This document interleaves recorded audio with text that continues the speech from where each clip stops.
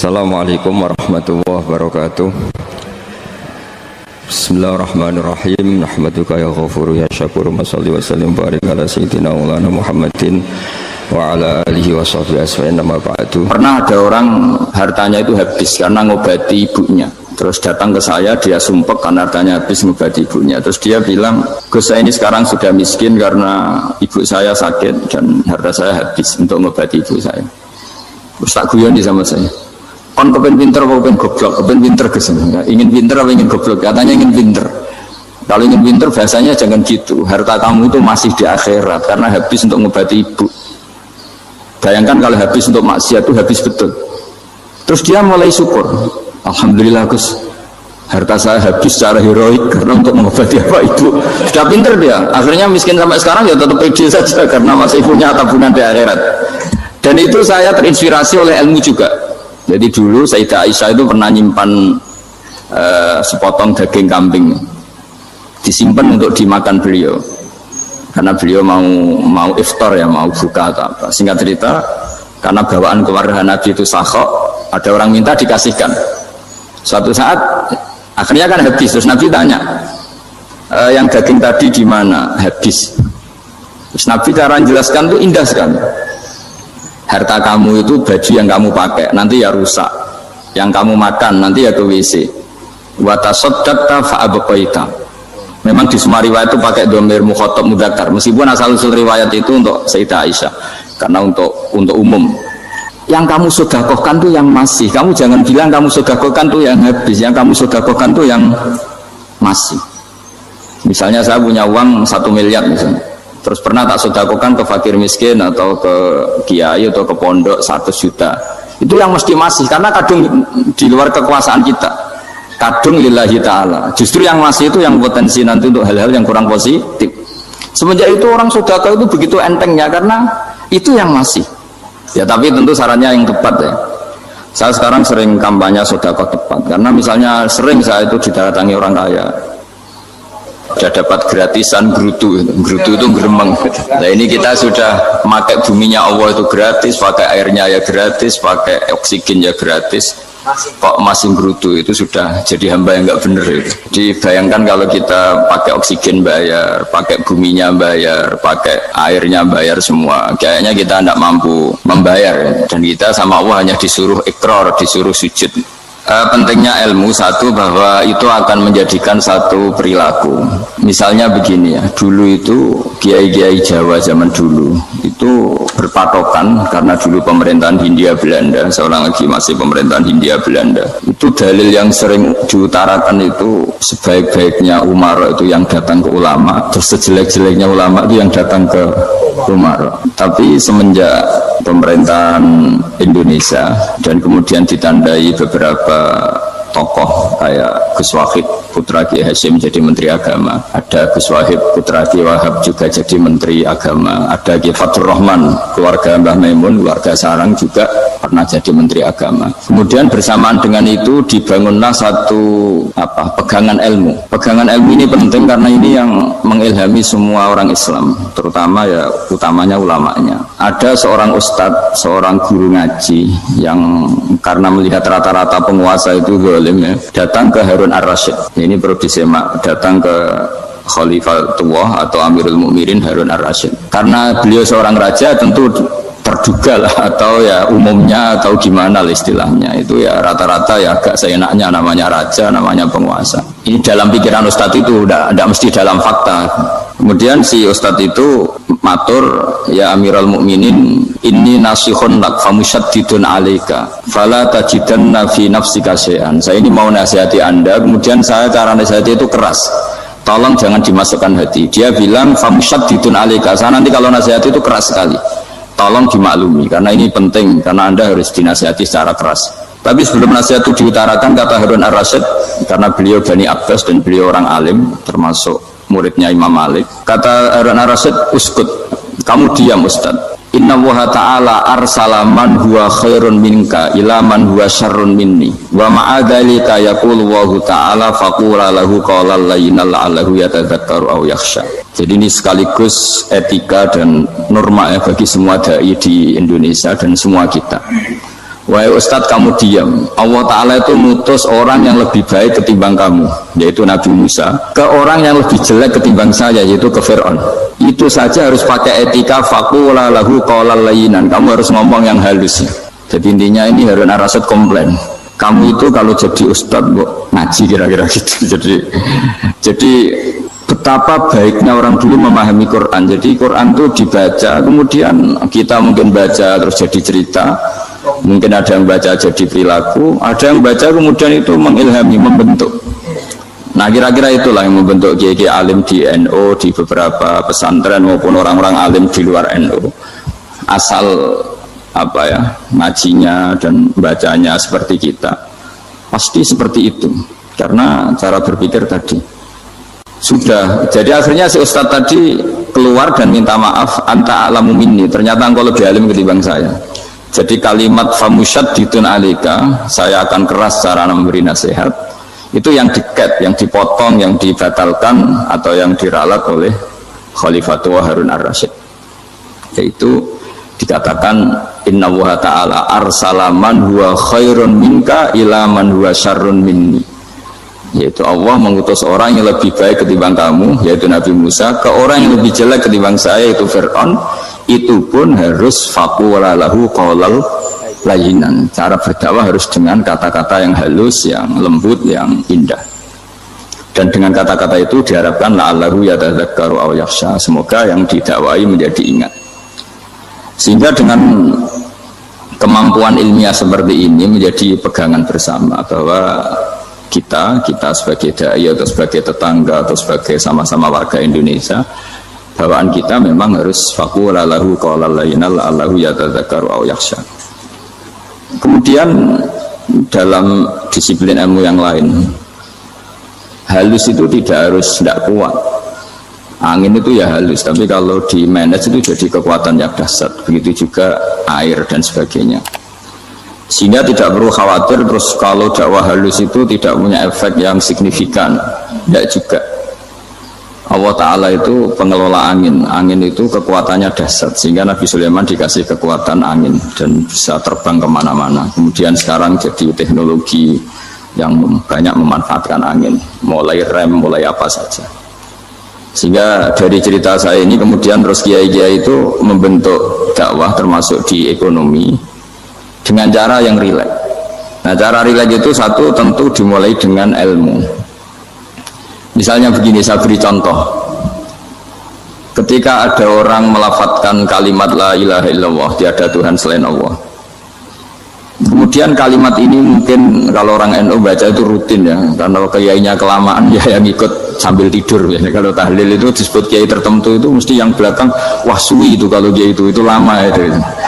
Nah kiainya juga karena jadi lakon ya kan lebih semangat karena pegang mic, biasanya gitu di NU itu. Kalau khotib mesti semangat karena pegang mic, yang dengerin mesti ngantuk karena monoton gitu. Karena yang mendengerin sudah tahu pasti nyuruh baik meninggalkan yang jelek, jadi ilmunya sudah disimpulkan dulu. Setiap yang tidur di masjid mesti tak tanya kenapa tidur, ilmunya tidak ada perkembangan, Gus, nyuruh yang baik meninggalkan yang jelek. Tapi kalau ilmunya agak ada perubahan kan dengar semua pasti nyuruh yang jelek meninggalkan yang baik, karena watak manusia itu agak-agak suka fitnah, itu suka geger. Tapi kalau monoton itu mesti enggak itu. Tapi yang menjadi pegangan kita, saya ulang lagi, itu ilmu dulu. Saya ulang lagi, itu ilmu dulu. Saya berkali-kali menyontohkan, kalau ada orang kafir, orang yang tidak bersyahadat 70 tahun, kemudian dia bersyahadat sekali saja di akhir hayatnya. Itu kata Allah, qulil ladzina kafaru iyyantahu yughfar lahum ma qad salaf. Katakan ke mereka yang kafir, jika dia mau bersyahadat, itu masa lalunya diampuni semua. Sehingga kedahsyatan kalimat ini luar biasa. Orang yang kafir 70 tahun saja, barokahnya la ilaha illallah ini, dosanya bisa diampuni semua. Nah kemudian karena ilmu ini tidak begitu populer atau kurang dipopulerkan, atau kita sendiri kurang menghayati, sehingga la ilaha illallah itu lebih dianalisis cara lafadz ini, pelafatannya ada sanadnya enggak ya gitu. Terus cara melafatkan bareng-bareng seperti itu ada tumpengan ini bid'ah enggak ya. Jadi pertanyaannya sudah tidak tentang keramatnya atau sakralnya atau fadilahnya la ilaha illallah, tapi sudah macam-macam wiridan cara seperti ini, ada hadisnya enggak, legal enggak, terus ada sanadnya enggak. Jadi saya mohon semohon-mohonnya untuk teman-teman yang di Al-Iman itu harus ngaji ya. Ngaji itu nanti kamu tahu cara mandang sebuah ibadah atau perilaku atau apa sajalah tahu. Karena al-ilmu yurisul ahwal, ilmu itu bisa mengilhami cara pandang. Dulu yaitu saya ulang lagi, ketika zaman Hindia Belanda, karena pemerintahnya Hindia Belanda itu ulama-ulama keras sekali, sejelek-jeleknya ulama itu yang datang ke Umarok.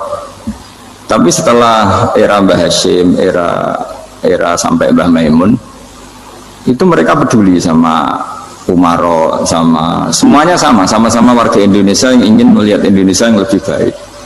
Sehingga banyak ya, kakak saya sendiri pernah wakil bupati, terus putra Mbah Maimun wakil gubernur, ini teman saya Ki Hafid ya bupati. Semenjak itu terus, dan itu nggak lepas dari cara pandang, yaitu cara pandang diantaranya adalah cerita tentang Nabi Musa yang Allah tetap peduli sama Fir'aun, sehingga tetap didakwai Nabi siapa? Musa. Dan posisi Musa datang bukan memanggil. Ya, cuma saya sampai sekarang itu belum pernah ke kantor bupatinya Pak Hafid, karena kadang-kadang orang terus curiga mengajukan proposal, jadi agak repot. Ketemu bupati itu sialnya kiai kan mesti pikirannya orang bupati ini nyangoni, kiai ini disangoni itu. Itu terus kayak kita fakir miskin itu. Jadi makanya saya itu belum pernah datang. Tapi alhamdulillah karena beliau berambisi menjadi wa khairul umara mayatuna babal ulama.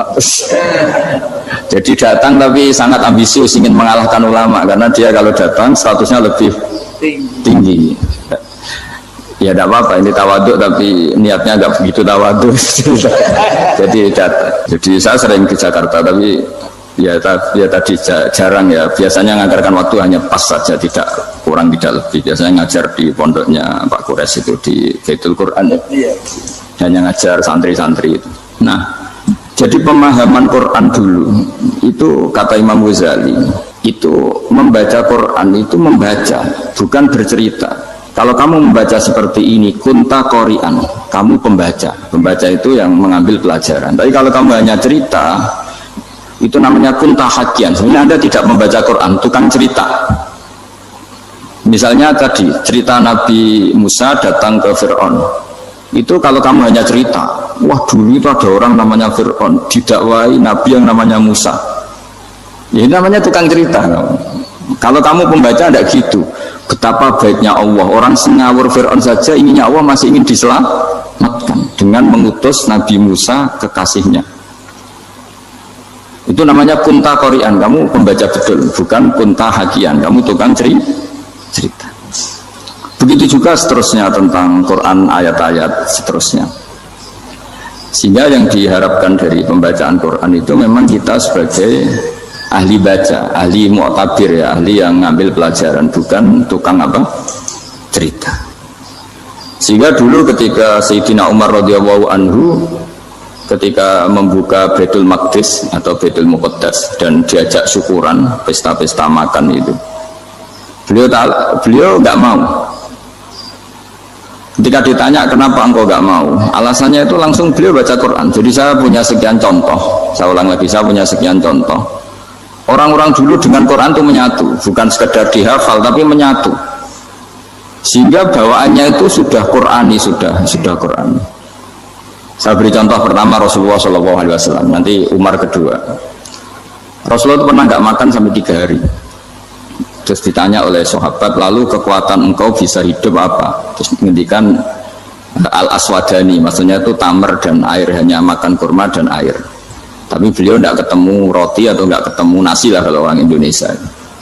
Ketika hari ketiga dikasih makan oleh sahabat, dipotongkan kambing, kemudian baru makan 3 lukmah, kira-kira ya 3 asupan nasi, berhenti.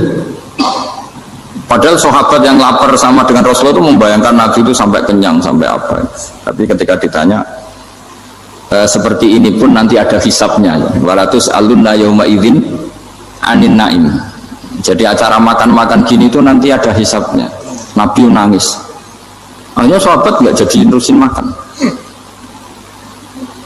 Jadi ketakutan orang dulu sama ketika Sayyidina Umar dijak pesta ketika memenangkan Baitul Maqdis itu, Inna wa ta'ala ayyara qauman, Allah itu mengkritik sebuah komunitas kaum karena apa? Adhabtum thayyibatikum fi hayatikum dunya wastamta'tum biha.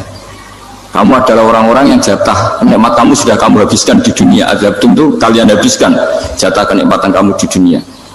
Wastamta'tum biha, kamu di dunia sudah berpuas-puas. Maka jatah Anda sekarang di akhirat habis. Sehingga Sayyidina Umar nggak mau pesta-pesta karena takut jatah nikmatnya habis. Kata beliau terus, astabqi thayyibati, akan saya sisakan sisi-sisi kebaikan saya supaya tidak habis. Corong Jawa itu jadi entek-entekno biar jatahnya masih. Sehingga di dunia kiai itu ya, meskipun saya akrab bupati, akrab mungkin wakil gubernur, saya juga jarang ketemu. Karena kalau orang Jawa bawaannya ketemu ya makan-makan, guyon-guyon. Nak keterusan ras dumugi swarga. Makanya saya pastikan Pak Yusuf Mansur kesini tidak akan saya jamin, biar aja, biar jatahnya masih. Jadi ini bukan karena saya biar jatahnya masih. Medit menyelamatkan. Ya, jadi itu ilmunya kiai. Nah, efek dari ilmu ini dasar. Kalau Anda berpikir tentang nasib Anda di akhirat, nanti bawaannya juga tidak akan mudah menyalahkan orang lain, tidak akan menghakimi orang lain karena sibuk dengan dirinya sendiri, tapi tidak dengan makna egois, tapi makna orang baik itu siapa? Orang yang sibuk dengan aib pada dirinya, dengan kekurangan pada dirinya, saking sibuknya mikir aibnya sendiri, tidak sempat mengoreksi aibnya orang lain. Itu awal ilmu. Ilmu itu tidak dimulai dari larangan. Kalau larangan karuan, tidak termasuk ahli surga, orang yang suka mengadu domba, tidak termasuk orang baik yang cari kesalahan orang lain. Itu namanya pelarangan. Tapi ilmu itu di atas nahi, di atas pelarangan itu. Kamu punya kesadaran bahwa kamu itu yang penting selamat dulu, jangan memikirkan orang lain. Dengan makna bukan egois, tapi dengan makna supaya tidak menyalahkan orang lain. Nah, saya termasuk, ya boleh dikatakan kiai lah, yang paling fanatik bahwa semuanya itu harus dimulai dari ilmu. Ya, saya ulang lagi, dimulai dari ilmu.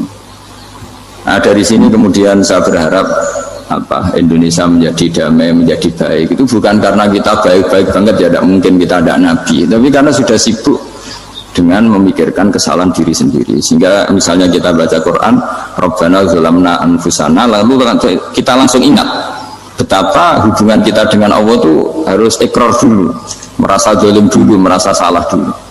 Nah, kalau semua orang merasa salah di depan Allah itu mesti bawaannya agak mudah menyalahkan orang lain, karena kita bilang Rabbana zalamna anfusana. Nah, itulah ilmu-ilmu yang mungkin banyak pembaca Quran tapi hanya baca, atau kalau baca ini tok disebut al-haqi, ahli cerita. Yang dibutuhkan tuh al-qari, pembaca kemudian mu'tabir, kemudian mau beriktibar, seperti yang dilakukan tadi Harun ar-Rasyid tadi. Inna wa ta'ala arsala man huwa khairun minka ila man huwa syarrun minni wa ma'adzalika yaqulu wa ta'ala faqula lahu qawlal layyin. Ini kamu tidak usah memaksakan musyaddid keras sama saya, karena Allah Ta'ala telah mengutus orang lebih baik ketimbang kamu, yaitu Nabi Musa, ke orang yang lebih jelek ketimbang saya, yaitu Fir'aun. Itu saja harus beretika, faqula lahu qawlal layyinan la'allahu yatadzakkaru aw yakhsha. Dan alhamdulillah bawaan kita sebagai orang timur atau orang Jawa itu kalau mau ngandani orang itu halus sekali. Di antara bentuk kehalusan kata-kata diceritakan di ayat lain. Ketika Nabi Musa ketemu Fir'aun, dawuhnya begini, fakul itu yang di juz 30, yang juz 30 ini yang bagian dari, kan tadi hanya fakul lahu qawlal layyinan. Lahu qawlal layyinan itu bentuknya apa? Ya, bentuknya apa? Itu Nabi Musa disuruh ngendikan sama Fir'aun, apakah kamu mau saya nasihati? Fakul halaka ila antazakka. Halaka itu pilihan, hal itu istifham, laka itu otoritatif. Jadi betapa santonya kalimat itu, fakul halaka ila antazakka. Jadi kalau dimaknani model Pak Hafid, model saya ngaji di sarang itu, halaka onoto iku kedue siro, berhak bagi kamu, berhak bagi Anda, apakah Anda berhak loh mendapat nasihat supaya Anda jadi orang yang lebih baik. halaka ila anta zakka. Jadi tidak kalimat perintah, tapi kalimat pilihan. Apa engkau mau saya beri nasihat? Wahdiyaka ila rabbika fatakhsha. Dan saya beritahu kamu tentang Tuhan dan kemudian kamu menjadi orang yang baik, fatakhsha, orang yang punya khasyah, punya. Jadi kayak apa kalimatnya itu? Napa jenengan kerso? Itu kalau orang Jogja, orang-orang daerah-daerah yang berada nyuguhi tamu itu kan, ayo makan-makan. Itu kan kayak tamunya itu kelaparan. Masa Pak Yusuf Mansur kelaparan? Tidak mungkin kan. Masa Ustaz terkenal kelaparan kan tidak mungkin itu. Monggo napa jenengan ngersakno. Karena bisa saja tamunya itu tidak kerso, mungkin karena darah tinggi, mungkin karena takut dianggap fakir miskin, macam-macam kan orang enggak. Itu kalimatnya itu halaka ila anta zakka. Kayak apa indahnya dakwah. Halaka ila anta zakka. Itu ada kata laka itu ya terserah jenengan mau enggak. Wa ahdiyaka ila rabbika fatakhsha. Nah, itu yang disebut membaca. Kunta qori'an la hakian. Anda benar-benar membaca Quran, bukan sekadar penceri. Nah, kemudian ini yang terakhir saya juga baru, sebenarnya saya itu nggak pernah bilang sanggup itu, tapi Pak Ustadz Zakaria itu GR terus sampai tadi pagi itu saya belum tahu kalau ada acara ini. Ya karena saya kiai, jadi kalau kiai itu kan ingatnya sama Allah aja, kalau sama manusia itu rontok-rontok lali gitu. Itu bukan memaksa, ya memang lupa. Sejauh mana sih pentingnya manusia kan tidak penting cara ilmu tasawuf itu. Tapi karena ini titipan Rasulullah SAW terus menjadi penting kan. Dititipi umat ya jenengan itu yang ya, sudah ngaji ngatur kiai ribet itu. Kiai ini biasa ngaji kan, kiainya yang ngatur, santri ini enggak. Pak Yai ngaji tanggal ini jam ini. Itu kan mengabaikan semua aktivitas kiai. Padahal jam ini mungkin saya punya jam, mungkin jalan-jalan atau ngaji atau mutolaah atau munajat. Gara-gara Pak Zakaria ini terus Mas Tamam ini yang provokasi. Harus ngaji di jam ini, tema ini. Saya itu kalau ngaji ditentukan tema itu, ini memang saya agak keras di bab ini. Itu kayak ibarat gini loh. Saya ini dokter, kemudian ada orang yang sakitnya itu jantung, terus bilang ke saya, Pak dokter sembuhkan kukul saya. Wong penyakit ekstrimnya itu jantung, kok bila disembuhkan apa? Kukul. Kan gak penting, sembuh tidak sembuh kukul itu kan gak penting. Jerawat itu. Kiai itu tahu kesalahan paling fatal manusia itu akidah. Tapi kadang-kadang mintanya ilmu yang tidak akidah, yang gak penting. Jadi kadang-kadang kiai itu ya digurui betul kalau di Indonesia. Misalnya ini tidak nyindir loh, memang marah betul ya, kalau di bab-bab seperti ini. Tapi ini biar jadi ilmu masif, ilmu yang general. Saya ulang lagi ya, Anda jadi dokter, tahu pasien Anda ini penyakit jantung kronis atau sudah fatal lah sudah. Terus orang itu bilang, Pak Yai, itu Pak dokter, tolong obati kulit saya supaya tidak jerawatan. Kamu bilang ini orang aneh enggak? Aneh kan? Nah, kiai juga gitu. Saya sering itu ada orang mau haji gitu, Gus doain saya jadi haji mabrur. Pernah belajar haji Pak? Dereng Gus. Mungkin enggak, orang belum belajar nyuber terus kemudian minta didoain, Gus saya mau nyuber doain selamat. Nyuber aja enggak bisa kok minta doa selamat. Harusnya urutannya kan belajar dulu baru minta doa. Tapi kali ini aliman bener ngajaknya akidah dulu, ahli sunnah. Nah itu bener karena akidah itu hal yang prinsip, memang harus. Kalau kebetulan nggak bener taruh visi betul. Untungnya kalau temanya bener. Jadi saya mohon ke seluruh orang-orang yang mau ngaji ke kiai itu, tema itu biar yang milih kiai supaya tahu prioritas yang harus benahin. Jangan tema yang kita yang milih, jangan-jangan tema yang kita pilih itu tidak mendesak atau tidak penting. Ini bukan apa-apa, ini saking ingin baik saya ya, keinginan baik saya supaya dulu zaman sahabat ya gitu. Kalau ada pertanyaan salah sama Nabi dibenerin, cuma Nabi terlalu bijak, cara benerin tuh enak. Kalau saya karena tidak Nabi saja ya agak kasar kan, kalau tidak Nabi tidak wajib bener terus. Yang wajib bener terus itu Nabi. Saya beri contoh. Nabi itu ngendikan tentang kiamat. Kiamat itu dahsyat, mengerikan gini-gini. Kalau pikirannya orang kampung itu begini, Nabinya aneh. Cerita kiamat dahsyat tapi nggak ada tanggalnya, nggak ada tahunnya. Harusnya ada dong biar kita bisa persiapan. Sehingga Nabi disomasi di tengah-tengah khutbah itu, ya Rasulullah mata sa'ah. Nah, karena ini orang Bedui, Nabi nggak dengerin, maju ulang lagi. Mata sa'ah ya Rasulullah. Ketika Nabi mengabaikan itu ada dua kelompok sahabat, yang satu bilang lam yasma, Nabi tidak dengar sehingga mengabaikan. Yang kedua bilang sami'a wa kariha, Nabi sebenarnya mendengar tapi tidak berkenan. Tapi diulang lagi ketiganya, ya Rasulullah mata sa'ah. Akhirnya Nabi jawab, mau tidak mau, karena kalau enggak ya dia namanya orang Bedui ngomong terus. Nabi balik tanya, Ya karena cara berpikir dia kalau kiamat itu jelas kapannya kan bisa persiapan gitu. Paling enggak pas mau kiamat terus pas ngaji Quran, apa kan bisa persiapan. Akhirnya Nabi balik tanya, ma'atatalah. Kalau kamu berani tanya kiamat, lalu persiapan kamu apa? Ya terus orang itu bilang masyhur itu, ma'atatulah kabiro sholatin wala syamin wala kada wa kada walakinni uhibbuka. Saya sebenarnya tidak punya persiapan ya Rasulullah, cuma persiapan banyak puasa ya enggak, banyak sholat enggak, tapi saya mencintai engkau. Masyhur itu jadi hadis paling legenda, almar'u ma'aman ahabba, sebagian disebut anta ma'aman ahbabta. Ini kata semua sahabat yang di masjid. Si Bedui ini orang paling dibenci sahabat karena mengganggu Nabi saat khutbah, tapi akhirnya ini menjadi orang paling dicintai sahabat karena barokahnya itu hadis itu keluar secara terbuka, almar'u ma'aman ahabba. Sebagian riwayat yuhsyarul mar'u ma'aman ahabba, nanti orang akan sowan sama Allah bersama orang yang mereka cintai. Nah itu sahabat-sahabat fama farihu ba'dal Islam farahahum biadal hadis. Mereka tidak pernah senang setelah masuk Islam sesenang hadis ini. Karena kita tidak perlu soleh-soleh banget, cukup menyintai orang apa? Soleh itu. Makanya saya sekali bilang itu ya, kadang-kadang saya jadi orang alim itu ya rugi. Ruginya tadi. Misalnya untuk menjadi orang alim kan harus hafal Quran, ngaji Bukhari, Muslim, Ikhya. Ternyata pengumuman kedua orang nggak bisa apa-apa. Gelombang kedua para pecinta, waduh itu kan repot ya. Jadi kita yang jadi orang alim susahnya bukan main, ternyata disaingi pengumuman kedua dan para pecintanya. Wah itu kan akhirnya ketemu orang-orang nggak jelas tadi itu. Nah itu ya termasuk farah dalam Islam, farhatul aibin. Jadi senang itu di Islam itu ibadah. Ya kul bi fadlillah wa bi rahmati fa bidzalika falyafrahu. Senang itu diperintahkan Allah.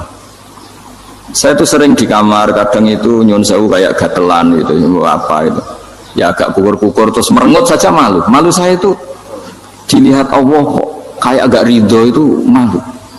Ya kayak tadi lah, kamu dikasih rumah gratis, kemudian pas yang ngasih datang kamu kelihatan cemberut, itu yang ngasih kan mangkel.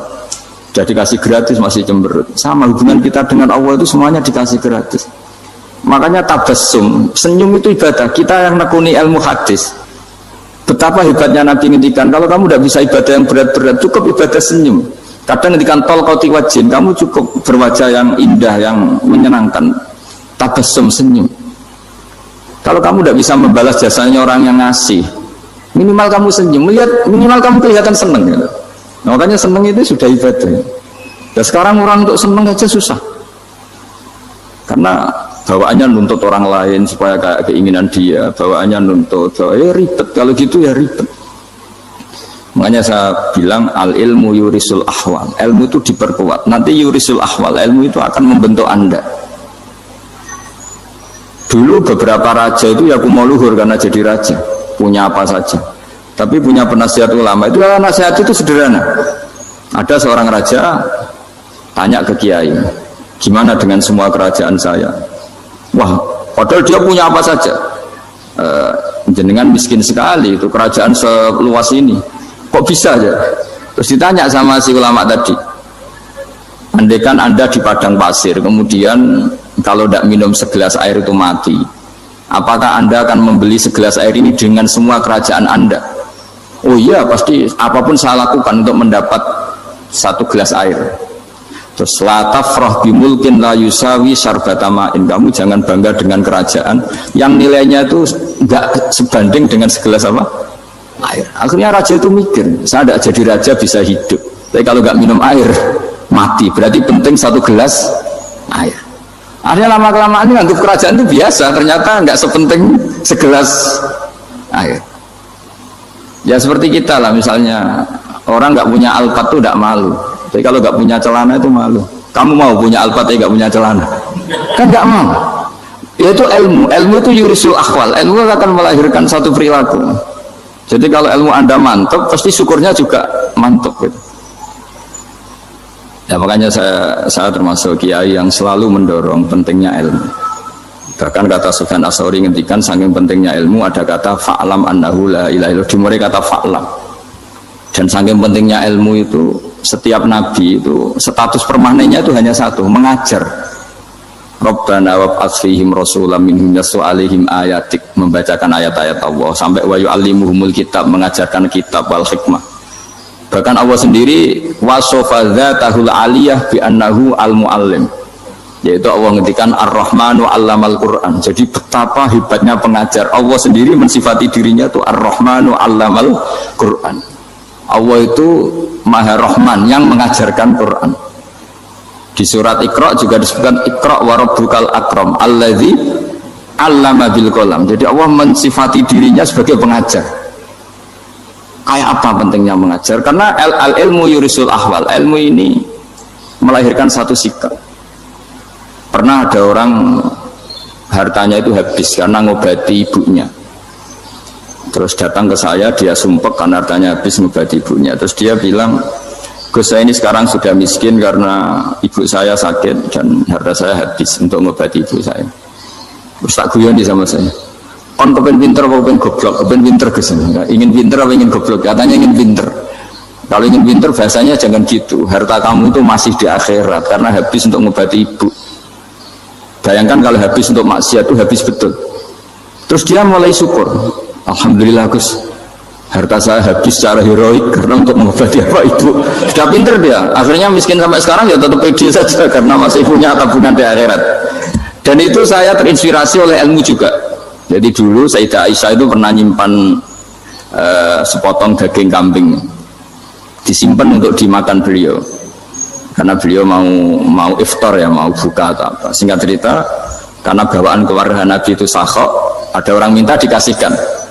Suatu saat akhirnya kan habis. Terus Nabi tanya, yang daging tadi di mana? Habis. Terus Nabi cara menjelaskan itu indah sekali. Harta kamu itu baju yang kamu pakai nanti ya rusak, yang kamu makan nanti ya ke WC. Wa tasaddaqta fa abqaita. Memang di semua riwayat itu pakai dhamir mukhatab mudzakkar, meskipun asal usul riwayat itu untuk Sayyidah Aisyah karena untuk umum. Yang kamu sedekahkan tuh yang masih. Kamu jangan bilang kamu sedekahkan tuh yang habis. Yang kamu sedekahkan tuh yang masih. Misalnya saya punya uang 1 miliar misalnya. Terus pernah tak sedekahkan ke fakir miskin atau ke kiai atau ke pondok 1 juta. Itu yang mesti masih karena kadung di luar kekuasaan kita. Kadung lillahi ta'ala. Justru yang masih itu yang potensi nanti untuk hal-hal yang kurang positif. Semenjak itu orang sedekah itu begitu entengnya karena itu yang masih. Ya tapi tentu sarannya yang tepat ya. Saya sekarang sering kampanye sedekah tepat karena misalnya sering saya itu didatangi orang kaya. Gus, saya ini punya uang banyak, ingin punya masjid biar dipakai orang Jumatan. Terus saya bilang, kamu ingin jadi orang baik betul apa baik versi Anda? Baik betul Gus. Tak ajarin mau, gak tersinggung, mau Gus. Kalau Anda bikin masjid di kampung Anda, masjid terbaik di dunia sekalipun, yang bingung saya ahli fikih. Kok bisa? Kan terjadi 2 Jumatan, nanti sahnya yang mana? Kamu enak aja bikin masjid gak? Kamu bikin masalah baru bagi kiai fikih di daerah kamu. Belum nanti orang terus migrasi ke masjid Anda karena lebih baik, koriknya lebih baik. Kamu membunuh masjid yang lebih tua, itu nggak sopan sekali, masjid itu sudah lebih tua kamu. Akhirnya mikir, nggak usah Gus kalau gitu, sedekah apa saja yang penting perintah dengan gimana. Ya siap. Jadi sedekah itu juga harus dibina supaya kalau orang kan bisa saja kan uang 100 juta itu untuk fakir miskin manfaat, ternyata untuk masjid yang sifatnya aksesoris, untuk lampu yang kristal yang mahal-mahal bukan yang pokok. Itu pentingnya ngaji ya. Jadi lagi-lagi al-ilmu yurisul ahwal. Ilmu itu melahirkan satu sikap. Jadi ketika ada masjid baru, kalau orang nggak bisa ngaji fikih, wow ada masjid baru, masjid banyak. Tapi kalau yang ngaji fikih ngerti ini malah ada masalah baru karena ada ta'dudul Jumatan. Gimana hukumnya 2 Jumatan dalam kondisi yang tidak mendesak. Makanya sekarang saya baru kampanye itu. Dulu itu kalau ada masjid banyak itu kan faktornya beda ormas, beda pemahaman atau agak jauh, masih hukum sosial atau bawaan kondisi. Misalnya di dekat UGM itu ada masjid kampung pertama, bawaan masjid karena ada kantor besar, atau bawaan ada pabrik besar, atau ada sekolahan besar. Tapi sekarang itu ada pertanyaan baru, ada masjid baru karena ada orang kaya ingin bikin masjid. Itu gimana itu hukum? Nah, tapi kalau orang tidak nekuni fikih itu ya langsung wah bagus untuk bangun masjid. Bagus biaya gini sing kangelan memfikihkan tadi. Nah itu ilmu. Jadi kalau yang tidak nekuni fikih itu ya tidak tersiksa, tapi yang nekuni fikih itu pasti tersiksa karena seperti itu tadi. Ya, jadi saya mohon di antara cara kita dakwah secara damai itu dimulai dari Rabbana Zolamna Anfusana. Itu dipakai Nabi, di redaksinya diganti dengan makna supaya kita per individu matur Allah, apa ini zolam tu nafsi zulman kabiron kafiron. Nah, bawaannya orang mengaku zalim, mengaku salah itu kan sudah tidak sempat mikir salahnya orang apa lain. Dan dari sini kemudian dia jadi orang yang tawadhu, yang ubudiyah, yang macam-macam. Sehingga Nabi ini bukan dianggap ya, pasti penjelas terbaik. Terus Allah meredaksikan wa ma tuqaddimu li anfusikum min khairin tajiduhu indallah. Apa saja kebaikan yang kamu sudah berikan untuk Allah sampai akhirat itu ya pasti kamu temukan di akhirat. Terus yang terakhir saya beri contoh orang peminta-minta sa'il. Itu Sayyid Ali Zainal Abidin, kalau ada orang minta-minta terus dikasih, misalnya dikasih ya 100.000 atau 50.000 atau 10.000 sesuai kemampuan yang memberi, itu marhaban biman hamala zadi ilal akhirah. Saya terima kasih ya, gara-gara kamu minta uang saya jelas sudah sampai akhirat. Coba kalau di rumah bisa aja untuk hal yang tidak positif. Jadi bawaannya itu, cara pandang itu rubah. Jadi sebenarnya kalau kita ngasih uang di masjid, ngasih kiai atau ngasih fakir miskin, ya uang itu yang masih, bukan yang habis. Yaitu watasodak fa'abqaita, yang kamu berikan itu hakikatnya yang masih. Karena sudah ada kamu otak-atik lagi, makanya disebut wakaf. Sebenarnya wakaf itu dulu secara makna lughat, saya ulangi secara lughat, maknanya itu sudah berhenti. Wakafun maknanya berhenti. Nah, sedekah itu dari kata sedekah maknanya benar. Orang yang sering sedekah berarti imannya benar.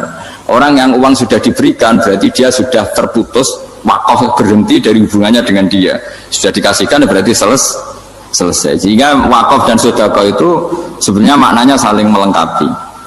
Kemudian orang-orang fikih karena ada disiplin ilmu tertentu, wakaf itu untuk sedekah yang permanen, yang abadi, kemudian sedekah untuk infak. Tapi itu kan hanya istilah-istilah dalam disiplin ilmu. Sebetulnya kalau pakai ilmu yang umum, sedekah ya bisa disebut wakaf, wakaf ya bisa disebut apa? Sedekah. Karena maknanya sedekah itu wakaf. Wakaf itu apa? Qat'u raqabatil malik an hadal mal atau an malih. Hubungan pemilik harta ini terputus dari harta itu. Jadi misalnya saya sudah wakaf tanah ini ke masjid, sudah diterima, buat saya kepikiran gadekan atau menjual sudah tidak bisa, sudah berhenti di situ saja hubungan saya dengan kepemilikan harta itu. Makanya disebut apa? Wakaf. Dan kalau saya wakaf berarti menunjukkan kebenaran iman saya karena sudah menafkahkan sebagian harta untuk Allah Ta'ala. Disebut sodik, sodak. Makanya bahasa Arab itu gampang ya, kalau sodalqoh, sodakoh. Orang kalau bayar mahar disebut sodak karena menunjukkan cintanya. Teman yang setia disebut sodik karena ya benar dalam berteman. Abu Bakar disebut as-siddiq karena sangat membenarkan kanjeng Nabi, dan seterusnya dan seterusnya. Jadi gini ya, kalau dalam fikih Islam, misalnya ini ada di beberapa literatur fikih, di semua fikih, baik mazhab Syafi'i, Hanafi, Hambali, di semua kitab fikih. Misalnya ada orang mau masuk Islam, terus konsultasi sama ustadz atau sama kiai, Pak saya mau masuk Islam, kamu nggak boleh ngambil sikap monggo ngecek dulu tidak, atau apalagi jajak ngobrol dulu, karena 5 menit kita mempersilahkan ngopi dulu itu artinya dianggap kita membiarkan dia dalam keadaan kafir 5 menit dan kita dianggap ikut tanggung jawab. Sehingga di bab, ada ulama yang ngebabkan itu sampai di bab murtad. Termasuk murtad adalah orang yang dimintai mensyahadatkan non muslim kemudian disuruh ngopi dulu atau enggak, karena dianggap pembiaran sekian menit masih berstatus kafir. Jadi ibaratnya gini ya, kalau kita mungkin baru bapak-bapak baru pakai celana pendek terus ada orang kecelakaan di jalan, saya tak pakai baju dulu nanti baru kamu saya selamatkan, itu kan naif. Kalau begitu saja naif, apalagi orang yang kafir kemudian pas mau minta disyahadatkan kita bilang monggo mandi-mandi dulu, ngeteh-ngeteh dulu, berarti ada pembiaran sekian menit dia masih berstatus. Artinya begini, kalau dia saat itu kok dimatikan oleh Israel berarti mati dalam status kafir dan kita ikut tanggung Jawab, karena harusnya bisa Islam andai kan kita mensyahadatkan saat itu juga. Jadi itu bab-bab yang dianggap ekstrim dalam kutubil fikih, bab-bab fikih. Makanya dalam kitab fikih, saya berkali-kali ada non-muslim mau bersyahadat ke saya, itu saya bilang ke santri-santri saya, saat itu juga harus kamu ajarin meskipun pakai bahasa Indonesia. Yang penting status kafirnya apa? Iya. Baru setelah itu ada hukum sosial ya, mungkin kita nawarin teh atau kopi atau apa. Makanya di sini dibabkan bab seseorang harus tergesa-gesa atau bercepat-cepat atau ngambil sikap bergegas untuk melakukan kebaikan. Terus ayat kedua yang dipakai Sayyidina bin Abi Salam itu begini. Ketika Allah mensifati orang munafik, status orang munafik itu apa? Wa idza qamu ila sholati qamu kusala. Mereka kalau dipanggil untuk sholat, dia berangkat tapi itu salah cara malas-malasan. Sehingga untuk menunjukkan kita loyal sama Allah itu ya paling tidak ada sikap di atas rata-rata ya. Makanya ada sa'i ya, lari-lari kecil, tawaf juga disunatkan ada lari-lari kecil, disebut ar-romal itu lari-lari kecil untuk menunjukkan bahwa kita loyal sama Allah itu tidak sakobri kalau Jawa. Nah itu dibabkan sendiri. Jadi beda antara tergesa-gesa sama ekspresi serius. Jadi musyawarah itu ya kira-kira kan nggak mungkin lah kita dipanggil rektor atau kiai atau orang tua kita terus jalan leha-leha itu kan nggak mungkin. Nah contoh yang diambil di sini begini. Ketika ada debat terbuka antara Fir'aun dan Musa, saya ulang lagi ya, ada debat terbuka antara Musa dan Fir'aun. Kan Nabi Musa datang ke Fir'aun. Lalu kata Fir'aun, ini asal usul ayat ini saya terangkan sejarahnya. Kata Fir'aun, lalu kalau kamu tidak nuhankan saya, Tuhan kamu siapa? Terus kata Musa, Rabbus samawati wal ardi, yang nuhani langit dan bumi. Fir'aun masih berkelit. Kalau Tuhan di bumi, setahu saya kemana-mana yang dituhankan saya, kata Fir'aun. Ma'alim tulakum min ilahi ghairi. Terus Nabi Musa masih ngendikan, ya sudah Tuhan yang nuhani langit. Terus Fir'aun manggil Haman. Haman itu arsitekturnya Fir'aun. Ya Haman nili sorhal ali abdul asbab samawati fa'atoliya ila ilahi Musa. Haman bangunkan kami piramida yang tinggi. Saya ingin melihat Tuhannya Musa. Musa akhirnya mikir, karena kalaupun Fir'aun bisa naik ke langit tetap tidak bisa melihat Tuhan. Kita tahu Tuhan nggak bisa dilihat, kita yang mukmin aja tidak lihat, apalagi Fir'aun rivalnya. Akhirnya Musa ganti argumentasi, yaitu argumentasinya Musa, Rabbukum wa Rabbu abaikumul awwalin. Ini perlu diingat dan perlu saya sampaikan. Yang nuhani kamu dan yang menuhani leluhur kamu. Itu sangat memukul Fir'aun. Karena logikanya kalau Fir'aun itu Tuhan berarti babahnya dulu tanpa Tuhan. Ini ada Tuhan terlambat. Jadi kalau Fir'aun Tuhan berarti mbahnya tanpa Tuhan, karena zaman era mbahnya belum ada Tuhan. Karena perdebatan itu banyak penggawa Fir'aun yang mukmin. Wah ini Fir'aun juga benar ini. Kalau dia Tuhan berarti babahnya tanpa Tuhan. Karena kalau iman itu akan diadili, akan dieksekusi, maka orang ini berstatus rajulun mu'minun min ali fir'auna yaktum imanah. Maka di Quran diterangkan wa qala rajulun mu'minun min ali fir'auna yaktum imanah. Ada seseorang yang iman tapi menyembunyikan iman. Lah orang ini selalu ikut rapat di rapat-rapat penting Fir'aun, termasuk rapat ketika Fir'aun dan para tentaranya memutuskan membunuh Musa. Karena dia ikut rapat dan eksekutornya besok disuruh menangkap Musa, orang ini malam itu juga nemuin Musa terus bilang innal mal ayat taburu nabi kaliyak dulu kamu Musa, rapat tadi malam memutuskan kamu besok dibunuh, maka kamu harus bergegas meninggalkan Mesir. Nah, dari kesimpulan itu, dari cerita itu kemudian diambil cara hukum fikih bahwa untuk menyelamatkan darah harus sasa, harus bergegas. Andai kan Musa itu kok sak kober, sak sempate, maka keburu. Andai kan ini rojul ini tadi, orang tadi penasihat tadi, kok sak kober ya, maka berarti Musa terlanjur tertang. Jadi itu pentingnya ulama ya. Jadi cerita yang linear, cerita yang seakan-akan cerita di tangan ulama tetap menjadi al-ahkam al-fiqhiyah, menjadi ketentuan-ketentuan apa? Fikih. Jadi yang diambil di sini adalah lelaki tadi yang ikut rapat yaitu bergegas menemui Musa, memberitahu kalau kamu besok mau dieksekusi, fakhrus, maka kamu harus secepatnya keluar dari Mesir untuk menyelamatkan diri. Terus oleh Saifuddin tidak disalah dibabkan bab harus tergesa-gesa menyelamatkan darahnya orang apa? Islam. Jadi ini penting saya sampaikan. Jadi al-qasas ya, semua cerita di Quran itu tidak sebagai cerita karena Quran tidak ingin melahirkan pendongeng, tapi harus menjadi ibrah, menjadi teladan. Jadi makanya terus di kitab-kitab ulumul Quran diterangkan al-qasas ya, beberapa cerita di Quran adalah semuanya menjadi ketentuan fikih. Saya ulang lagi ya, semua cerita yang ada di Quran itu menjadi ketentuan fikih meskipun alurnya apa? Cerita. Kayak tadi kan alurnya cerita bahwa lelaki ini bergegas nemui Musa supaya Musa cepat keluar dari Mesir. Terus dibabkan babul musaroah ila musifik. Saya teruskan. Wa kama laro'ai nama yakulu musliman lau tabtu'u alaihi lakota lagu fal muasaro'a ila taksisihi min wajibatun idlai salunatu mahmudatan fi kulli syai'in falaha mawatin untuk madu fiha wa mawatin untuk tamu fiha wa kadari kal musaro'a walain wal durda wa ghairuman. Terus cara berpikir ulama, saya pernah baca dalam satu sejarah ulama besar namanya Sufyan Ats-Tsauri. Sufyan Ats-Tsauri itu menjadi wali itu gara-gara kalau sholat di masjid itu beliau datang sebelum adzan. Saya ulang lagi, beliau datang sebelum adzan. Ditanya, kenapa kalau kamu datang sebelum adzan? Saya ini gak ingin jadi hamba yang buruk. Hamba yang buruk atau pembantu yang buruk adalah setempe nunggu dipanggil.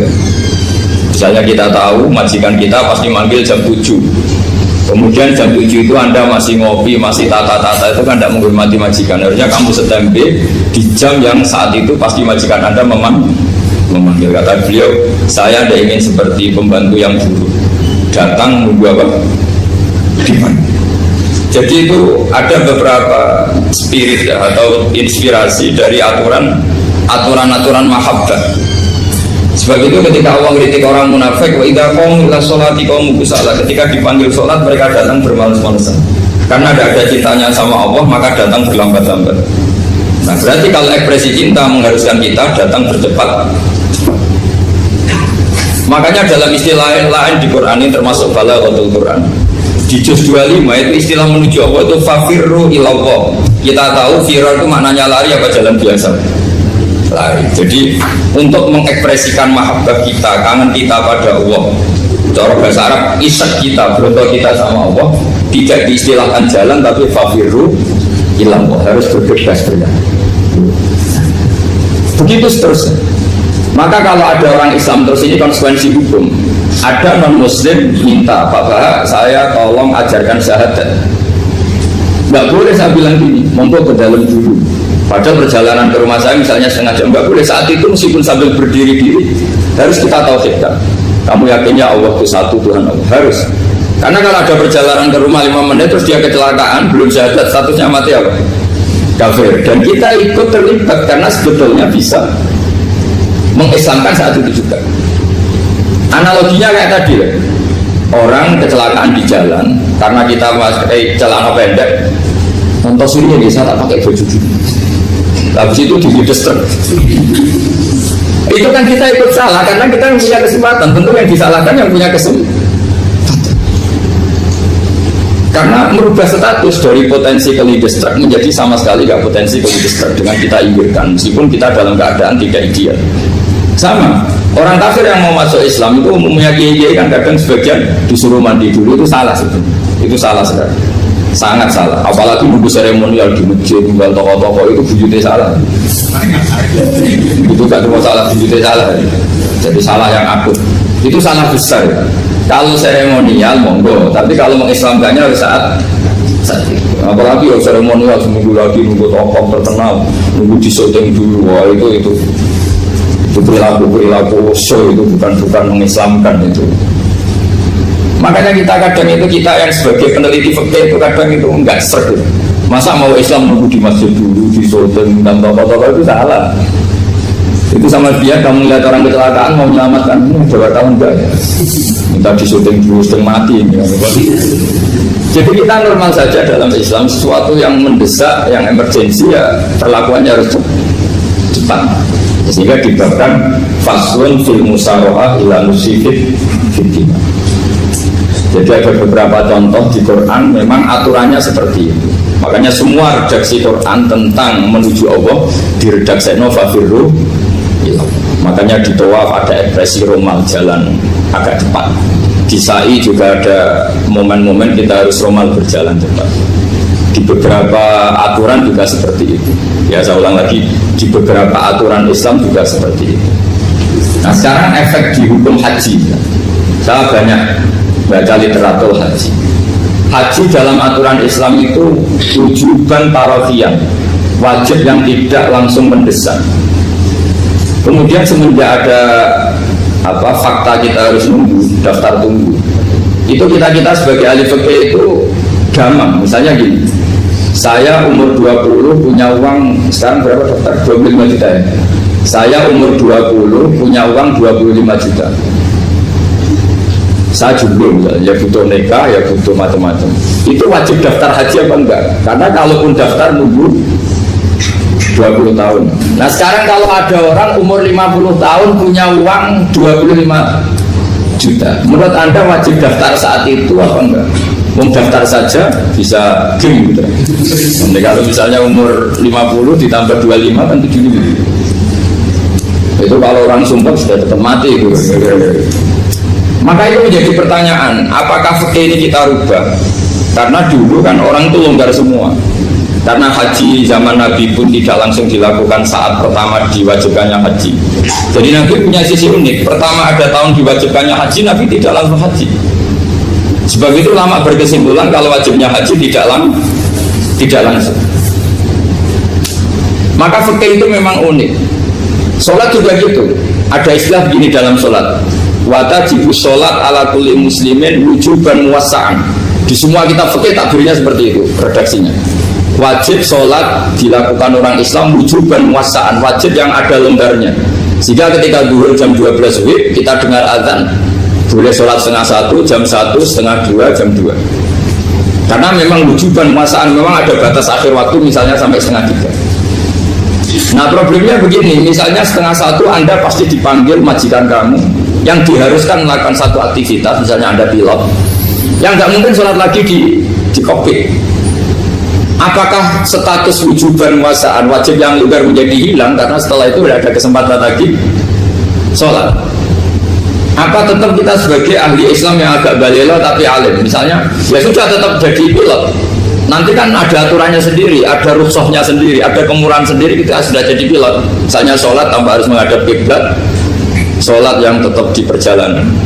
Kira-kira Anda kalau jadi ahli fikih pilih mana? Milih harus sholat di depan, apa tetap memberi kelonggaran? Gak apa-apa sholat sambil apa? Nyuper ya, sambil pilotin apa pesawat. Anda pilih mana? Karena kalau konstitusi ilmu itu memang harus ada, dengan tanda kutip ya, memang harus ada nakalnya. Kalau nggak nakal malah gak sah. Memang unik ilmu itu. Karena ilmu itu kalau dipaksakan lurus terus, itu nanti malah bengkok karena menghilangkan rukhsahnya Allah, kemurahan Allah. Tapi kalau dipaksakan rukhsah terus, murah terus, nanti dianggap menyepelekan hukumnya Allah. Maka kita yang ahli fikih itu pusing. Misalnya saya sering ditanya, terus ini supir bis, kan musafir terus, berarti saya boleh tidak puasa terus pada Ramadan? Coba kalau ada jadi ahli fikih mesti bingung. Mau boleh, nggak boleh terus supaya orang nggak peduli sama Ramadan. Mau mengatakan wajib puasa, kayak nggak peduli dengan kemurahan Allah yang membolehkan musafir tidak puasa. Coba loh, Anda jangan jadi ekstremis misalnya bantah kok protes ini kan.